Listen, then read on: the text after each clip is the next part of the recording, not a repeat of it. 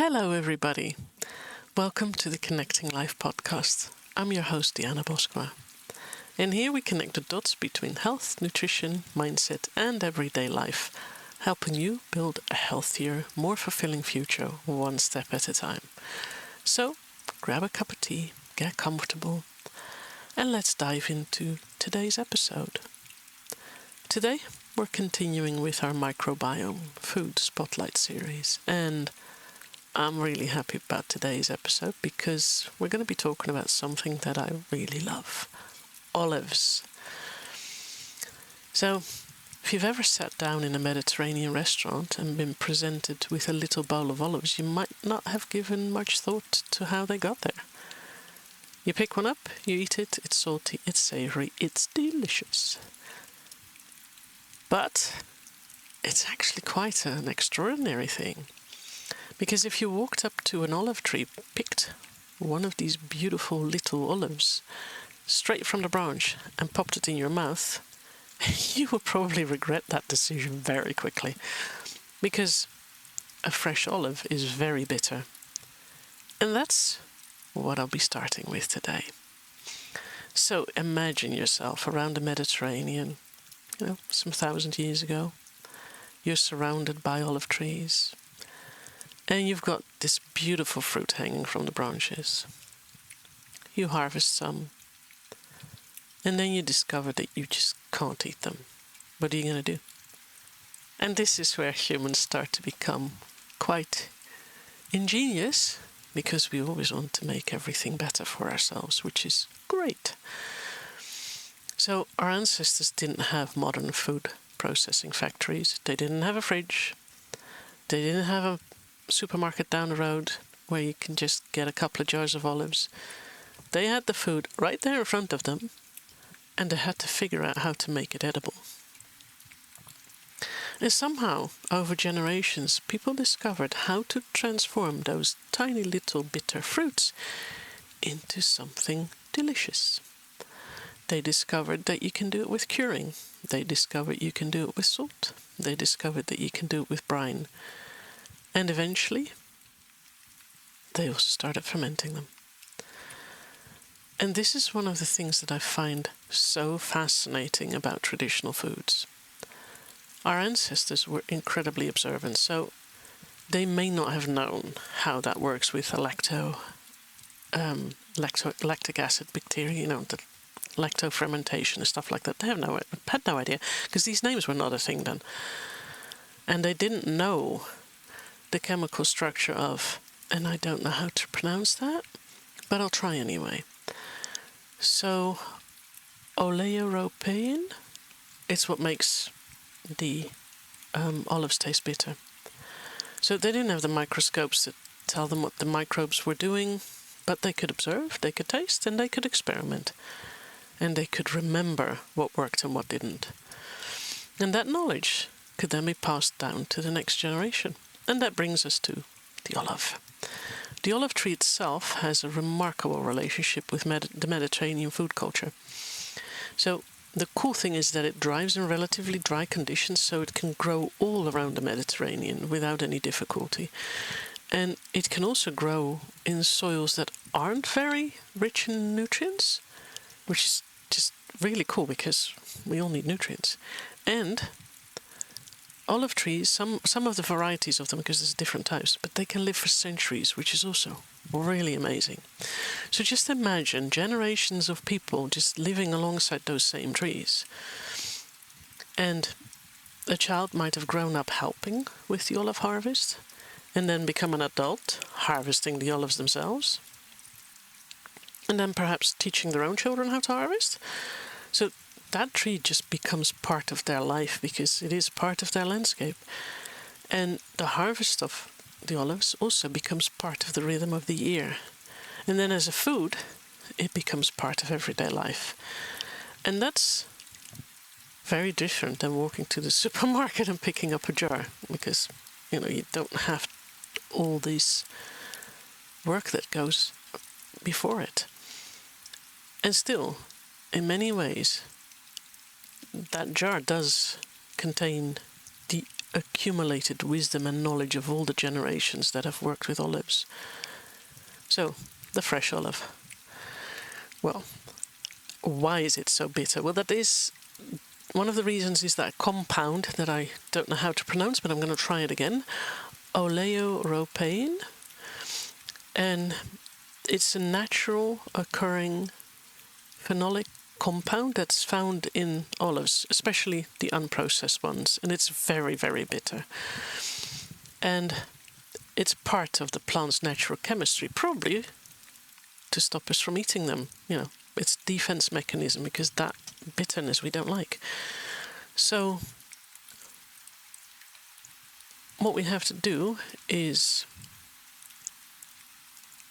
what we have to do is change that. But what Olive basically told us is, I have this here and you can't eat it, because they want those seeds to go everywhere and they want to become more trees, because that's how reproduction of trees work. Anyway, that's a bit inconvenient for all of us. But humans are pretty persistent in figuring out how to make something edible. So they used quite a few different ways, different cultures to make the olives edible. So different people did different things over the centuries. So some used water, because that flushes it out a bit. Some used salt, some used brine, some used dry salt, and some developed an alkaline treatment, and others developed natural fermentation. And the methods are all different. And that's something that's quite interesting, because the word fermented is not always used appropriately, because sometimes it's used quite loosely, especially when talking about olives. And some olives are really, really fermented, but others are cured by different methods. So the commercial processing, that can be different treatments like curing or fermentation. So when we're talking about fermented olives, we're really talking about a particular part of the much bigger tradition of olive processing. And one of the really interesting methods is natural brine fermentation. So what then happens is that the olives go straight into the salt brine, and then nature does its work. Because sorry, tickle in my throat. So the microorganisms, they naturally associated with olives and their environment. And those then begin to transform the food. We have that with anything. You have microorganisms with everything. That's why cabbage ferments, because the microorganisms are already on there. And you just give it the chance to grow. And that's with this as well. So yeasts and lactic acid bacteria, they have become quite the important members of the fermentation community.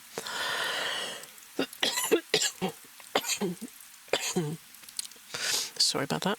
And the salt concentration, that matters, because the temperature also matters, and the acidity then changes, and then the environment changes. So you need to make sure that the salt and the temperature are well, so that the whole process can happen. So over time then, the olive kind of changes, because the bitterness decreases, the flavor develops, and the texture changes. And over time, you get a completely different thing than the fruit that came off the tree. And I think that's one of those really, really cool things of fermentation, because we're not just storing food, because you can do that in the fridge and the freezer, but we're actually changing that food. And we do that with sauerkraut as well. There's many things, like kombucha with the tea. The tea becomes a different thing as well. So fermentation changes your food. And, let me put them all. Cabbage becomes sauerkraut. Milk becomes kefir. Milk becomes yogurt. Vegetables, large part cabbage, becomes kimchi. Tea becomes kombucha. Sugar water becomes water kefir. Beetroot becomes beet kvass. And then flour and water, they become sourdough. And now we have this with the olive as well. The bitter little fruit from the tree is changed into a food that has become part of so many people's diets. And once you start looking at food that way, that traditional diets, they then just become so fascinating. And that's because traditional food cultures, it wasn't just about ingredients, it was about the whole process, because people knew how to ferment, they knew how to cure, they knew how to soak, they knew how to dry, they knew how to salt, and they knew how to preserve food. And those processes allow a pretty simple ingredient to become a really cool, diverse food. So I want to talk about the nutrition of olives, because I think olives are a great example of how we can appreciate a food nutritionally without turning it into a miracle food, because I don't really believe anything is a miracle food. I do think, for instance, that liver is a really healthy food, but I don't believe in miracle foods. It's just not making sense to me. So, olives, they give you monounsaturated fat, especially oleic acid. It contains vitamin E, it contains some fiber, and they contain a lot of plant compounds, including polyphenols. And one of the best known is the one that makes them taste so bitter. And what the interesting thing is that during the processing and fermentation process, the chemical composition changes. The compound that makes it taste bitter becomes broken down and then transformed into other compounds. So some of the phenolic compounds move into the brine, and others are changed by the microbial activity. So fermentation doesn't simply mean that everything good magically increases. And it's just a bit more complex and interesting than that, because the food is being transformed. And the final nutritional and chemical profile then depends on the olive variety, its ripeness, and the way it has been processed. And that's also one of the areas where I think traditional food deserves much more respect than our modern habit of reducing everything to a single nutrient. Olives weren't traditionally eaten because someone had calculated the amount of oleic acid in a serving. They were eaten because they were delicious, available, storable, and nourishing. And they were part of a much larger food pattern. Think about traditional Mediterranean Middle Eastern table. They pretty much always have olives. They have cheese, they have some bread, they have some fresh vegetables, herbs, sometimes eggs, fish, some meat, and fermented foods, seasonal fruit, and many things are cooked in really good olive oil. So the olive is just one piece of the picture. It's not the entire picture. And I think that distinction really matters. And that's also with our microbiome. So naturally fermented olives contain microorganisms associated with fermentation. But we shouldn't really assume that every jar of olives is a probiotic food, because it isn't. Because the processing that varies so much. Some olives are pasteurized, and then there's nothing left of the good in there. And some are treated in ways that alter or eliminate all the living organisms. So if you're looking specifically for live cultures, you need to know how the olives were made and processed. But it doesn't make olives any less interesting.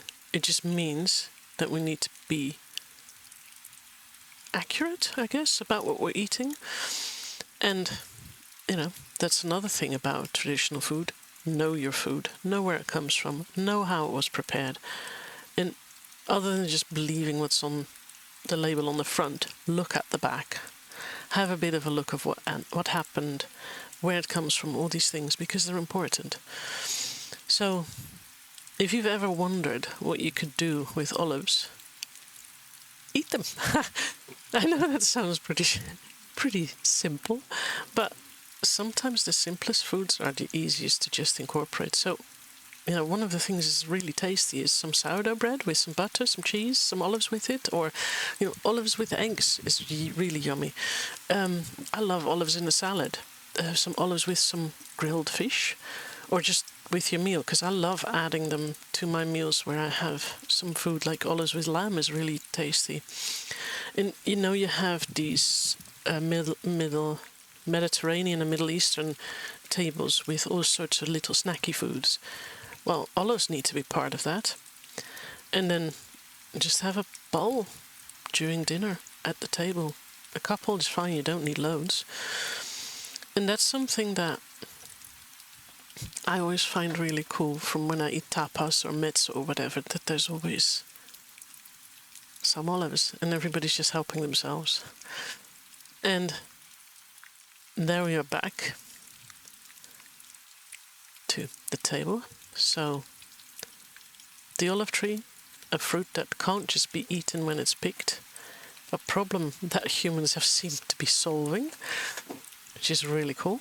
And it probably wasn't one brilliant invention, it was probably generations of experimentation, because most of these things have gone that way. And they just learned that time will change the fruit, salt will preserve it, water draws out the bitterness, and then the fermentation transforms the flavor and the chemistry. And then eventually you get a fruit that initially tasted pretty yucky to become one of the world's most beloved foods because they're eaten everywhere. Not everybody loves them, but many people do. And that's quite a journey for a tiny little olive. And perhaps that's also why I love traditional food so much, because I find it so fascinating how these things go. Because it's not just about the ingredients, it's also about the stories they carry, the geography, the history. And also, what I find so fascinating to learn about is the knowledge of all the people that lived before us that created this. And sometimes, when we're sitting down with a bowl of olives and we're eating the result of thousands of years of knowledge, just think about that. That's just really, really cool. So, next time you eat some olives, have a bit of a thought, or olive oil, because olive oil is the same thing. Just think about how many years, how many people, how this knowledge came to be. It's such a cool thing. So I want to thank you for joining me today with this Microbiome Food Spotlight. And if you'd like to have the information of this episode in a bit of a handy format, it's much shorter, but you can download the Microbiome Spotlight number 9, Fermented Olives. You can do that through my website. I'll share the link in the notes with this. It's just a simple, quick guide that shows a bit about the serving ideas, storage tips, microbiome wisdom, just some little interesting things. And if you're someone who loves olives as much as I do, maybe you'll never look at them the same way after listening to this. So thanks for joining me. Hopefully I'll see you next time. Take good care of yourself, keep nourishing yourself, and just think about how the oldest foods probably still have the most fascinating stories to tell. Till next time, bye-bye.